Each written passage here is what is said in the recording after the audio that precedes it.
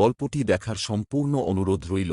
আরও এমন দারুণ দারুণ গল্প পেতে আমাদের চ্যানেলটি সাবস্ক্রাইব করতে ভুলবেন না এবং পাশে থাকা বেল আইকনটি ক্লিক করে নতুন ভিডিওর নোটিফিকেশন আগে পেতে থাকুন। তো চলুন শুরু করা যাক আজকের গল্প। গল্প পাঠে প্রেয়সী।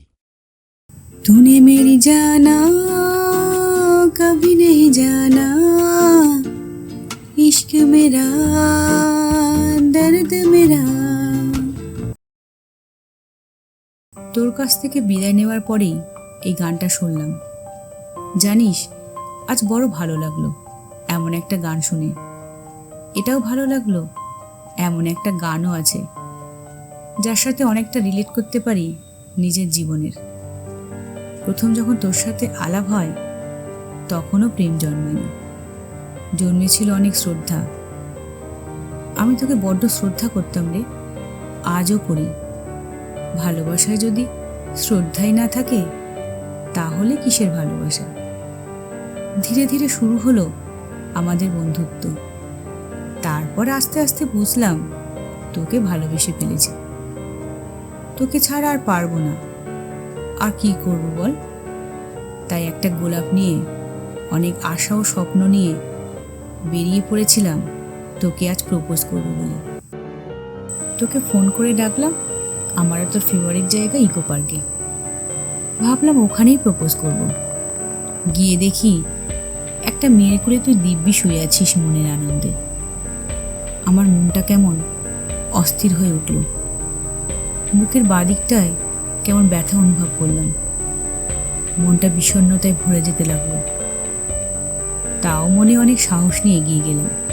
মনকে বোঝালাম বান্ধবীও তো হতে পারে। তোর কাছে যেতেই তুই পরিচয় করে দিলি ও তোর গার্লফ্রেন্ড। শুনে মুচকি হাসলাম। হাতের পেছনে থাকা লুকানো গোলাপ ফুলটা কষ্টের দাপটে হাত দিয়ে মুছে দিতে লাগলাম। কষ্ট হচ্ছিল যে ভীষণ, কাঁদতেও পারছিলাম না, তাই কষ্টটা ওর উপর দিয়ে চালনা করতে হলো। তোর সাথে দেখা করার ইচ্ছে হয়েছিল তাই এসেছিলাম। তবে দেখা হয়ে গেছে, এবার চলি বলেই বাড়ি ফিরে এলাম। কষ্ট হচ্ছিল তাও বলতে পারিনি কাউকে, মাকেও বলতে পারিনি, বাবাকেও না, আর তোকেও না। বড্ড মন খারাপ রে, বড্ড বলতে ইচ্ছে করছে। तूने मेरी जाना कभी नहीं जाना, इश्क मेरा दर्द मेरा। একতরফা ভালোবাসা কি না তুই বুঝবি না কখনোই। আমার ভালোবাসা, আমার দুঃখটা একতরফা তো। যাই হোক, এটা কাউকে বলতে পারছিলাম না বলেই ডায়েরির পাতায় লেখা, না হলে যে অব্যক্ত থেকে যেত। এটাকে পুড়িয়ে ফেলবো এখনই, কারণ এটা যে তোকে দিতে পারবো না কখনোই। তুই ভালো থাক তোর মনের মানুষের সাথে। ভিডিওটি ভালো লাগলে লাইক এবং সাবস্ক্রাইব করতে ভুলবেন না। আর যদি আপনি এমনই আরও গল্প শুনতে চান কমেন্টে জানান। আপনার প্রতিক্রিয়া আমাদেরকে আরও ভালো গল্প তৈরি করতে সাহায্য করবে।